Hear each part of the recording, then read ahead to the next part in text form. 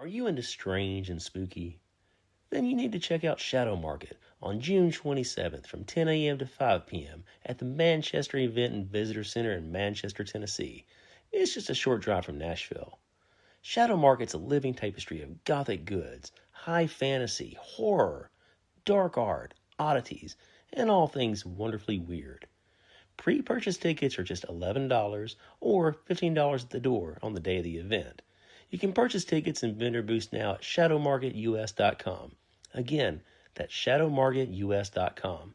And be sure to follow Shadow Market on Facebook at facebook.com/shadowmarketus. Stay spooky.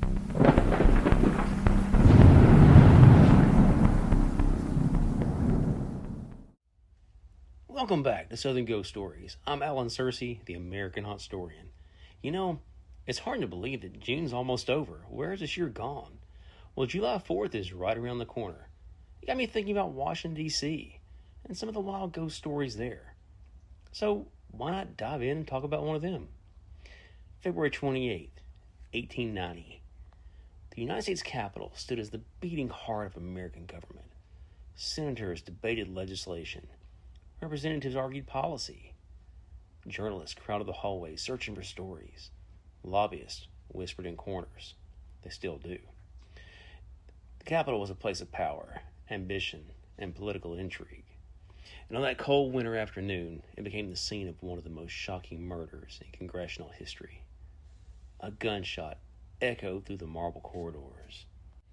Kentucky Congressman William Taulbee staggered backwards, blood pouring from a terrible wound to his head. Lawmakers froze in disbelief. Reporters rushed toward the sound. Within moments, one of the nation's most recognizable political figures lay dying on the steps of the Capitol building.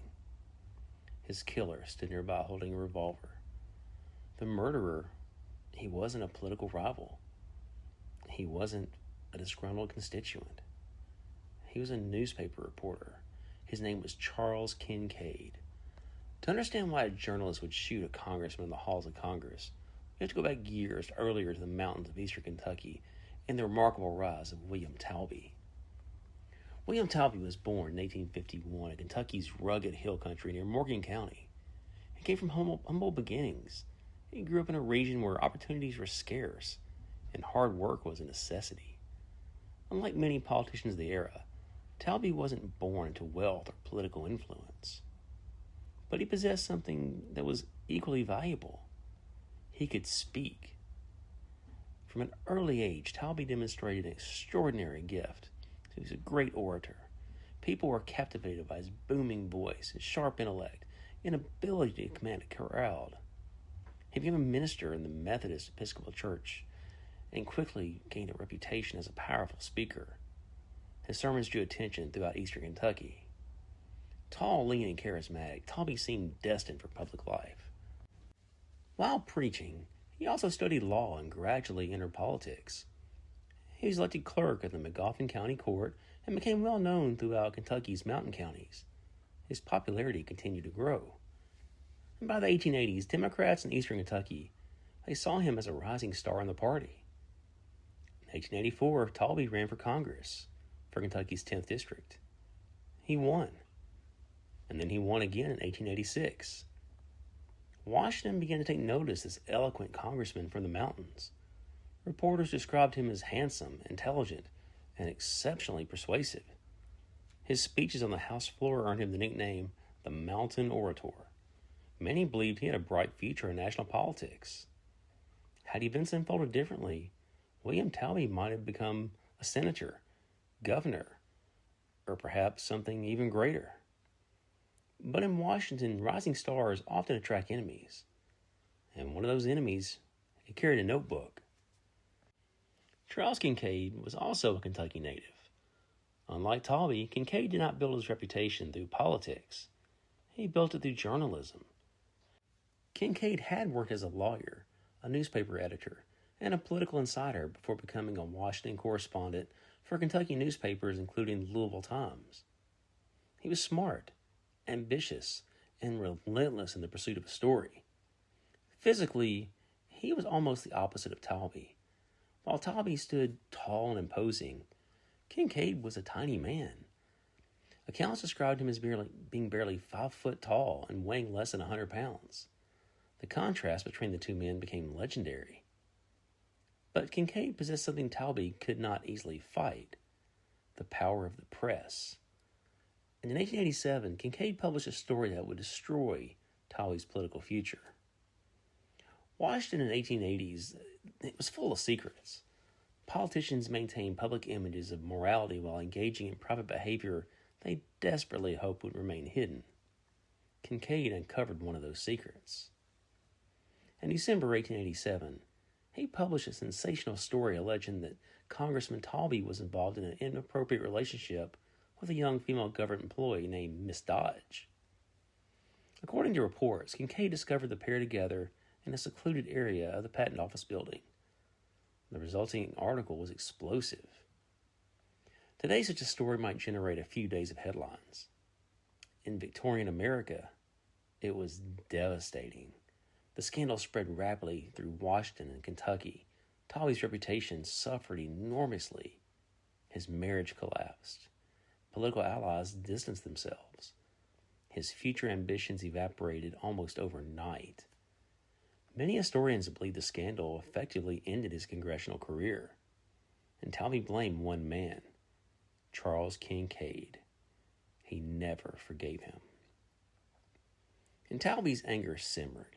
Every time he saw Kincaid, he was reminded of everything he had lost: his marriage, his reputation, his political future. Meanwhile, Kincaid continued covering Congress, like he always had. The two men frequently crossed paths in the Capitol.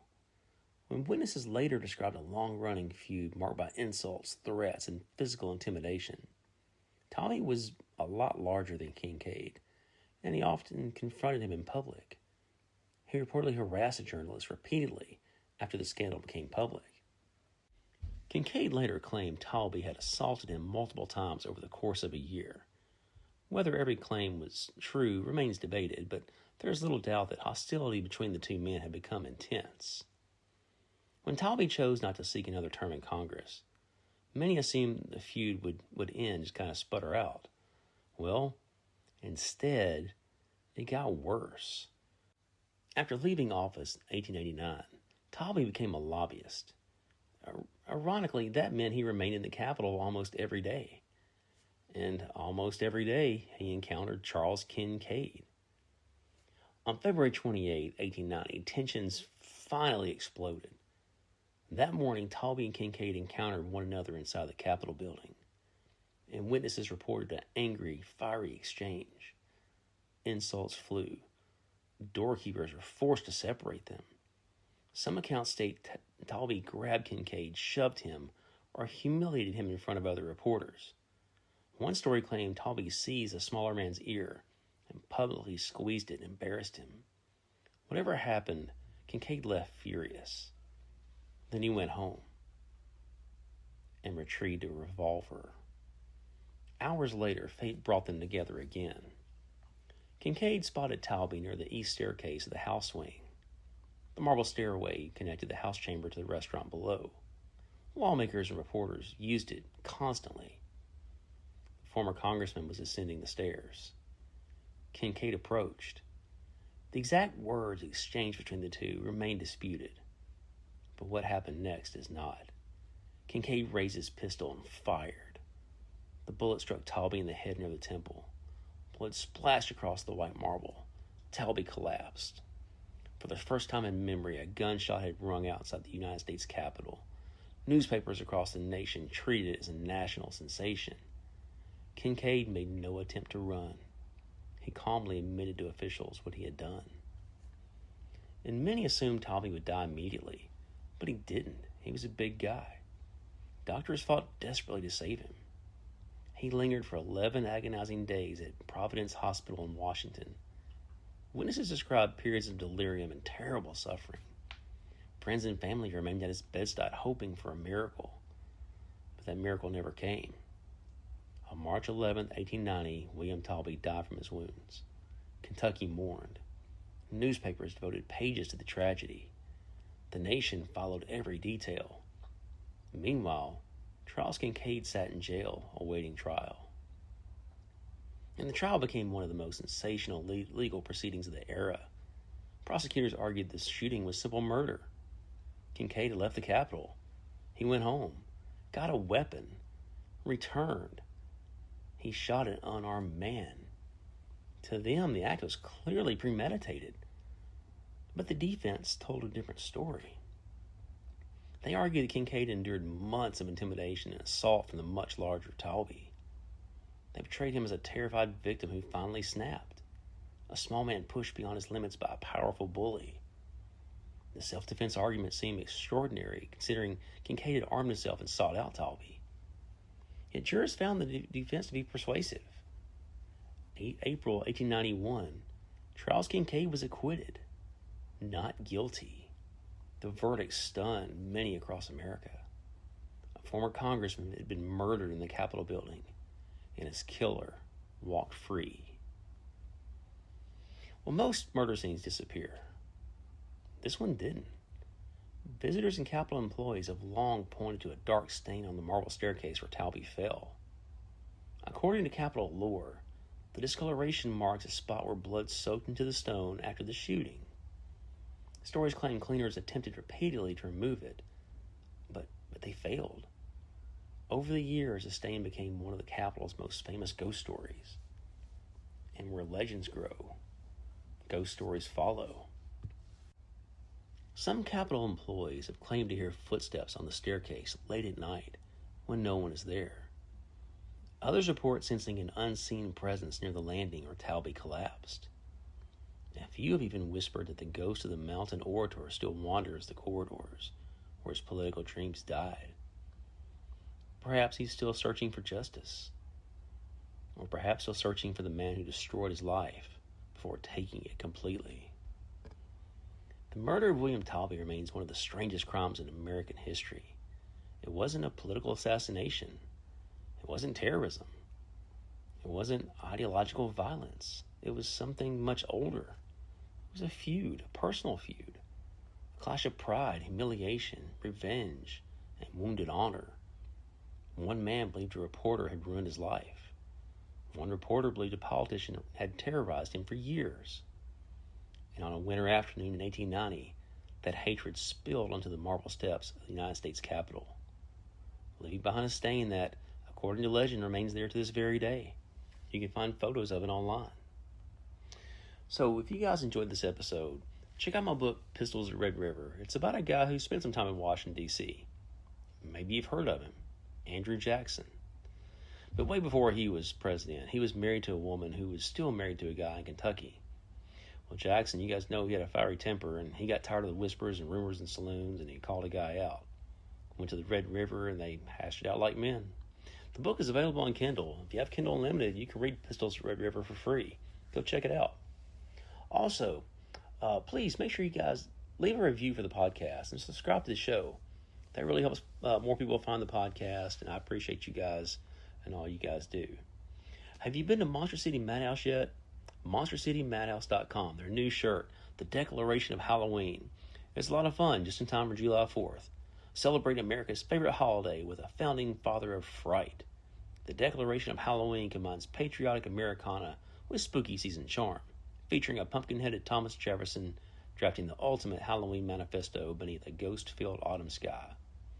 Packed with vibrant orange, purple, cream, and black screen-printed friendly colors, this design is perfect for haunted attractions, pumpkin patches, Halloween parties, conventions, and everyday spooky season wear. And you can use promo code SAVE10 to get 10% off your order. That's right, go to MonsterCityMadhouse.com, enter promo code SAVE10, and you get 10% off your order. And be sure to like Southern Ghost Stories on Facebook and Instagram. Send us your questions on our socials for a future Q&A episode. I keep teasing it, but it's coming. Another week or two, I promise. And don't forget the big shadow market coming tomorrow, Saturday, June 27th at the Manchester Event and Visitor Center.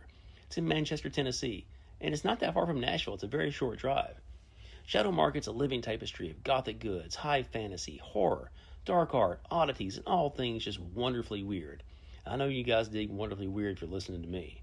So right now, tickets are only $11. They'll be $15 at the show on the day of the event. And you can also purchase tickets now at shadowmarketus.com. Be sure to follow Shadow Market on Facebook at facebook.com/Shadow Market US. So yeah, you guys go support my friends at the Shadow Market. They're doing something big in Manchester, and Manchester's not that far from Nashville. It's gonna be a whole lot of vendors, a whole lot of really cool stuff, cool and creepy. It's right up my alley. So I'll see you guys back on Monday from the vault, and then on Tuesday for Tennessee Tales Tuesday. So I'll see you guys next week.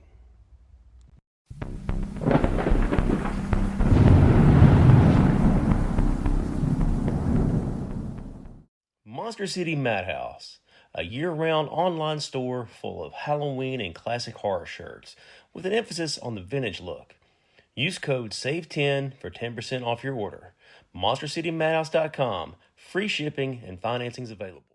If you love ghosts, cryptids, UFOs, and everything that goes bump in the night, then mark your calendars for the West Kentucky Paranormal Expo, happening September 26 in Mayfield, Kentucky at the Mayfield Graves County Fairgrounds.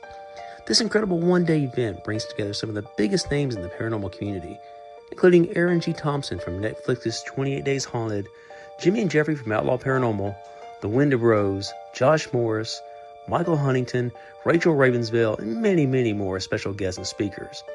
Your admission is just $15, and that gets you an all-day come-and-go wristband so you can explore at your own pace. Browse more than 35 vendors, enjoy delicious food trucks, attend speaker presentations and panels, meet investigators, hear incredible stories, and dive into the worlds of hauntings, cryptids, UFOs, and the unexplained. Whether you're a seasoned ghost hunter or just curious about the mysteries that surround us, there's something for everyone at the West Kentucky Paranormal Expo. Tickets are on sale now. For more information, visit West Kentucky Paranormal Expo on Facebook and get ready for one of the most exciting paranormal events of the year. We'll see you in Mayfield on September 26th.